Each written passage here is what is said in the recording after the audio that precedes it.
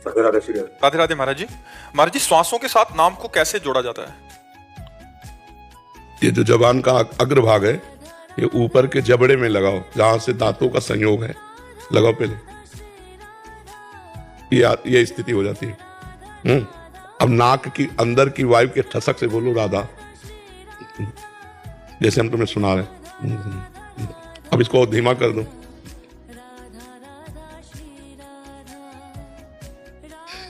हल्का हल्का सा जबान हमारी चल रही और ऊपर छुई हुई, तो यहां धक्का लग रहा है और नाक की ठसक से हम नाम जप कर रहे हैं, ऊपर वायु लिए जा रहे हैं।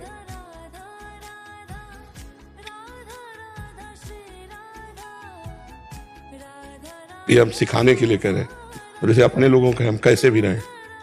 हाँ, ऐसे है, कोई दांत बंद नहीं, कोई कुछ। अब वो मन ने पकड़ लिया है, तो अब इन सब क्रियाओं का कोई मतलब नहीं।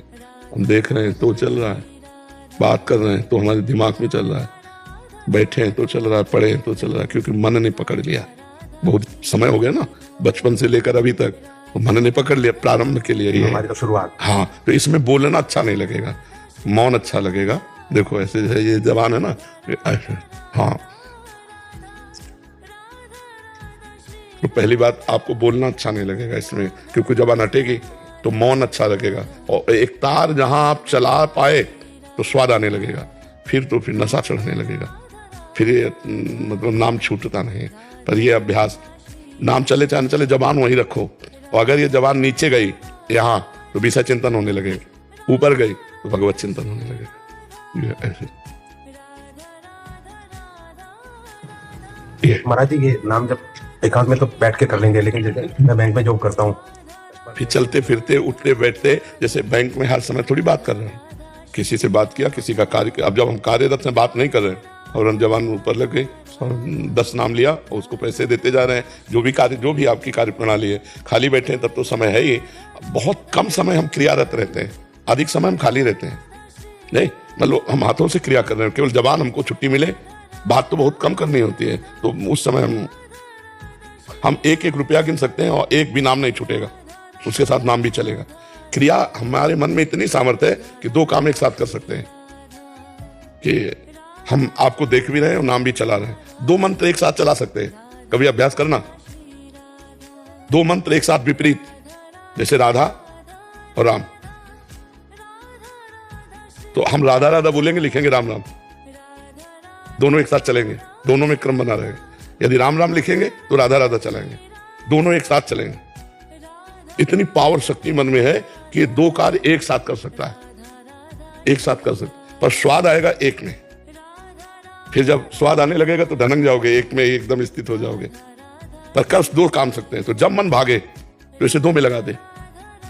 जैसे हम लोगों का था, तो गुरुमंत्र था और नाम था, तो गुरुमंत्र में लिखने में लगा दिया और नाम जपने में लगा दिया। अब उसके भागने की जगह ले लेंगे, क्योंकि जहां भागेगा तो एक रुक जाएगा, और एक रुकेगा तो पकड़ में आ जाएगा, फिर लाओ तुरंत उसको उसी में लगा दो। समझ रहे आप? हाँ, चलो, बहुत बढ़िया है, खूब आनंद का मार्ग है। सुशील जी, महाराष्ट्र से। महाराज जी, आपके चरणों में कोटि कोटि प्रणाम। महाराज जी, मेरे मन में एक बहुत दिन से प्रश्न चल रहा है कि जब आप भागवतिक मार्ग पर चल रहे थे, तब आपके मन में भी कोई ना कोई प्रश्न जरूर आता होगा। महाराज जी, मैं ये पूछना चाहता हूँ कि उस प्रश्न का समाधान किसी संत से पूछते थे, या वो प्रश्न भगवान की कृपा से पूर्व जन्म के, किसका प्रश्न है? पूर्व जन्म के कुछ ऐसे भजन संस्कार रहे होंगे जिससे हमारे जीवन में कभी प्रश्न नहीं आया। आगे से आगे उत्तर चलता रहा है, कभी प्रश्न ही नहीं आया, क्योंकि प्रारंभ में ही गुरुदेव भगवान ऐसे करुणा में मिले कि उन्होंने एक बात हमें समझाई कि साधु बनने का मतलब है प्रतिपल जीवन भर भजन। अब कोई प्रश्न ही नहीं बनता। जो मंत्र दिया, जो नाम दिया, प्रतिपल उसी में, तो जीवन भर इसी में लगे रहे, और इसी से सब समाधान अपने आप होते गए। हमें कोई प्रश्न का कहीं उत्तर लेने की जरूरत नहीं पड़ी, क्योंकि हर समय बस मनन चिंतन, तो कोई प्रश्न ही नहीं। और जब भगवत चिंतन चल रहा है तो हर बात अपने आप निकट जन्म के किसका प्रश्न है? पूर्व जन्म के कुछ ऐसे भजन संस्कार रहे होंगे जिससे हमारे जीवन में कभी प्रश्न नहीं आया। आगे से आगे उत्तर चलता रहा है, कभी प्रश्न ही नहीं आया, क्योंकि प्रारंभ में ही गुरुदेव भगवान ऐसे करुणा में मिले कि उन्होंने एक बात हमें समझाई कि साधु बनने का मतलब है प्रतिपल जीवन भर भजन। अब कोई प्रश्न ही नहीं बनता। जो मंत्र दिया, जो नाम दिया, प्रतिपल उसी में, तो जीवन भर इसी में लगे रहे और इसी से सब समाधान अपने आप होते गए। हमें कोई प्रश्न का कहीं उत्तर लेने की जरूरत नहीं पड़ी, क्योंकि हर समय बस मनन चिंतन, तो कोई प्रश्न ही नहीं। और जब भगवत चिंतन चल रहा है तो हर बात अपने आप निकलती चली जा रही थी। आहा, ऐसा, अब शास्त्र स्वाध्याय कर रहे हैं, वही बात पकड़, अच्छा ऐसा है, ऐसा है, उसका मनन शुरू हो गया। तो भगवान की कृपा से जीवन में कभी कोई प्रश्न ही नहीं रहा, प्रश्न के पहले ही उत्तर रहा है कि हमें प्रश्न करना ही नहीं पड़ा। शास्त्र स्वाध्याय और नाम जप के प्रभाव से सब समाधान अपने आप होता रहा है। समझ रहे जी। वृंदावन मन से भी रहेगा तो चलेगा, हम इधर नहीं आ सकते तो मन से भी वृंदावन। हाँ, वृंदावन को चिंतवन यह दीप उर्बारी, कोटि जन्म के अग तमय काट करे उजियार। जैसे आप वृंदावन परिक्रमा, बिहारी जू, यमुना जी देखा और अपने घर में 5 मिनट एकांत बैठकर फिर आ गए वृंदावन, मानसिक बिहारी जी के दर्शन किए, परिक्रमा की, यमुना जी के दर्शन, यहाँ आ गए, दर्शन किए, फिर रोज सही माना जाएगा, मानो आप वृंदावन आ रहे हैं। ये चिंतन मात्र आपके करोड़ों जन्मों के पाप का नाश करके अगर रोज यही करते रहे तो अंतिम समय वृंदावन मिल जाएगा।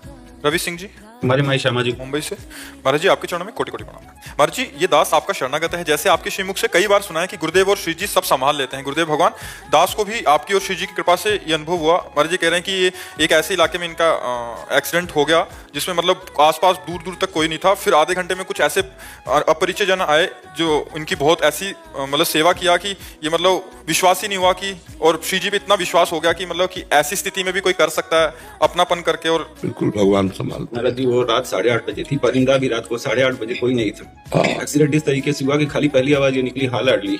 और महाराज जी मेरे शरीर का ही प्रभाव, बाल भी नहीं खड़ा है, गाड़ी की कंडीशन पूरी तरीके से खत्म हो गई है। शरीर की धर्मपत्नी थी, उनको खाली यहाँ दाढ़ी में लगी, उनको खाली एक बोला, सब संभाल लेंगे, लाडली संभाल लेंगे। बिल्कुल बिल्कुल बिल्कुल, वो संभालते पूरे जीवन। इस बात का अनुभव है, भक्तजनों को तो अनुभव होता है, अपने लोगों को पूरे जीवन का अनुभव है कि वही संभाल। विनती महाराज जी अब छोड़िएगा नहीं, क्योंकि मुझे शरीर देखते कुछ सब किए। खूब, हाँ, खूब नाम जप करो, खूब नाम जप करो, भरपेट नाम जप करो, नाम जप ही सर्वोपरि बात है बस। शुभम शर्मा जी। महाराज जी आपकी कृपा से निरंतर नाम जप करने का प्रयास कर रहा हूँ। महाराज जी मेरा मार्गदर्शन करें कि जीते जी जीवन मुक्त अवस्था को प्राप्त करने के लिए मैं क्या करूं? बस यही करते हो, शास्त्र स्वाध्याय, नाम जप, इसी से पूर्णता हो जाएगी। नाम जप से ही तत्व ज्ञान हो जाता है, नाम जप से ही प्रेम की प्राप्ति होती है, नाम जप से ही लौकिक वैभव, पारलौकिक वैभव जो चाहोगे प्राप्त हो जाएगा।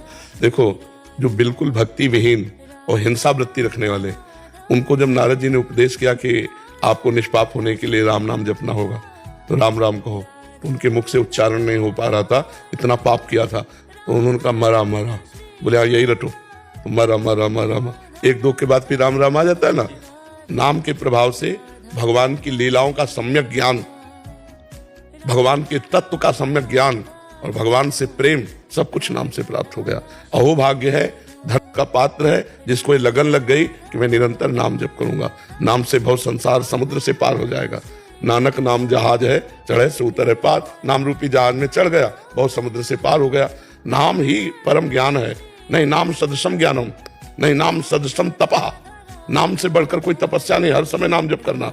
और नाम से बढ़कर कोई ज्ञान नहीं है, नाम से बढ़कर कोई व्रत नहीं है, नाम से बढ़कर कोई दान नहीं, नाम से बढ़कर कोई पुण्य नहीं। आप नाम जप कर रहे हो, कोई आपके संबंध से आपका चिंतन करेगा, उसका मंगल होने लगेगा, क्योंकि आप नाम जापक हो। कोई छू लिया, उसके पाप नष्ट हो जाएंगे, क्योंकि आप नाम जापक हो। इसलिए निरंतर नाम जप करो, सब इसी से हो जाएगा। प्रियता कैसे आएगी नाम में, अधिक से अधिक प्रिय? जब पाप नष्ट होगा, चाहे जो नाम हो, नाम में प्रीता तभी आती है जब पाप नष्ट हो जाते हैं। इसलिए हृदय जलता है, जब प्रारंभ नाम करो तो मन घबराहट पैदा करता है, हृदय में जलन होती है, उसको संसार प्रियता अच्छी लगती है, पर अगर जबरदस्ती नाम जपाते रहो तो ठीक हो जाएगा। तो गुरु जी बिल्कुल छूटता नहीं है नाम, अब तो नाम लगातार चलता है, बहुत अच्छा लगता है। हाँ, इसका अभिमान भी मत करना, ऑफिस में भी हो, घर में भी हो, इसका अभिमान भी मत करना, बहुत शांत रहना, गुप्त रखना। नहीं तो जैसे ये तो मान लो संत के आगे कह, ठीक है, अगर ये बात बार बार कहोगे तो फिर आपके लिए बाधा पड़ जाएगी, चिंतन में बाधा पड़। इसे बहुत डर के, बहुत छुपा के, जैसे हमसे कोई पूछे कि आप कितना नाम जप करते हैं,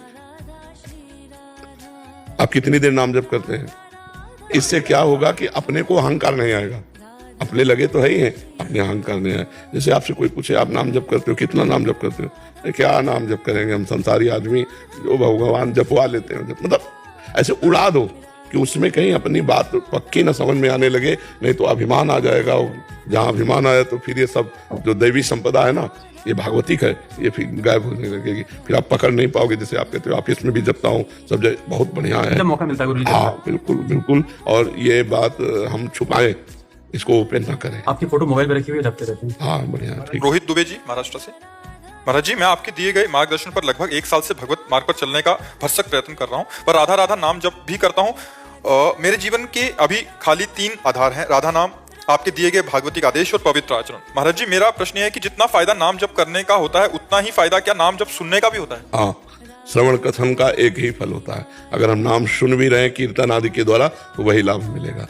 उसका श्रवण कथन का एक ही फल होता है। अरे जी, नाम से आप बोलते हो भगवत प्राप्ति होती है, तो सहचरी भाव के लिए मंत्र जरूरी है। सहचरी भाव में नाम से नहीं जा सकते। फिर नाम की कृपा से, गुरु की कृपा से, मंत्र से फिर उसकी प्राप्ति। ऐसे खुद नहीं जा सकते कि सहचरी भाव में। नहीं ऐसे नहीं, अलग अलग है ना। सरकारी आदमी हो लेकिन राष्ट्रपति से हाथ थोड़ी मिला सकते हो, है ना। सरकारी आदमी तो गेट तक रहो, ऑफिस में बैठो, ऑफिस से बात करो, लेकिन वहां जाने के लिए एक पर्सनल डिपार्टमेंट बनना पड़ेगा, फिर पर्सनल अंग सेवी बनना पड़ेगा। पर्सनल अंग सेवी का नाम सहचरी है। महाराज जी, सहचरी भाव में ऐसा क्या है जो राष्ट्रपति पद?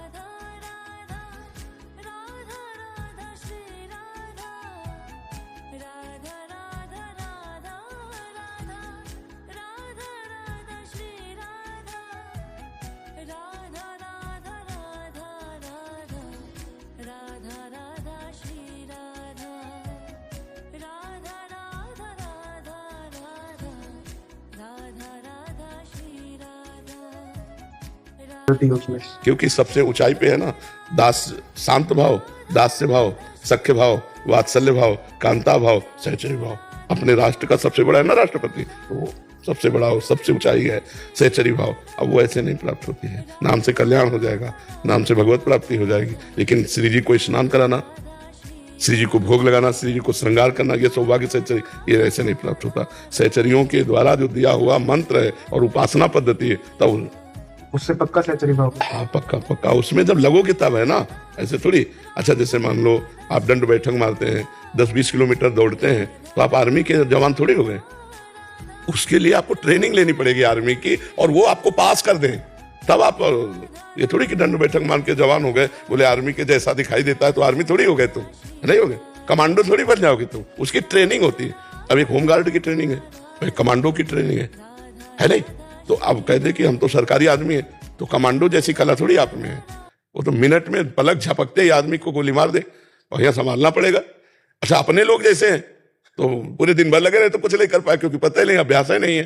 तो ऐसे ही जो मंत्र होते हैं वो रहस्य होते हैं। मंत्र का मतलब होता है रहस्य, सहचरी भाव का रहस्य। हम कैसे सहचरी भाव प्राप्त करें, हम कैसे सहचरी भाव से प्रिया प्रीतम की सेवा करें, यह रहस्य तो जो निज जन है वही बताएंगे ना। तो नाम का जप का फल होगा निज सहचरियों से संबंध, और सहचरियों की कृपा का फल होगा कि हम सहचरी भाव से प्रिया प्रीतम की सेवा में जाए। सहचरी में सुखी सुख है, सहचरी भाव में नहीं। सुख तो भगवान के नाम जप करने से शांत भाव में भी है, दास्य भाव में भी है, पूर्ण सुख सख्य भाव में भी है, पूर्ण सुख कांता भाव में भी है। अब दूध का खोया और उसी में चीनी मिला के ऐसे खा लो, और 500 रुपया 1000 रुपया किलो की बर्फी ले आओ, दूध की तो होगी, उसका स्वाद कई प्रकार के अलग अलग है। वही खोया गुझिया में भर के, अलग अलग स्वाद है नहीं, दूध वही है, परमात्मा वही है।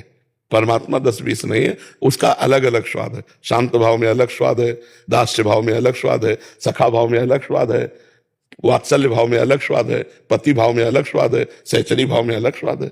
स्वाद है, परमात्मा एक ही है, परमात्मा 10-20 नहीं है। स्वाद का स्वाद विशेष, रस विशेष, रसास्वादन विशेष, ये भाव।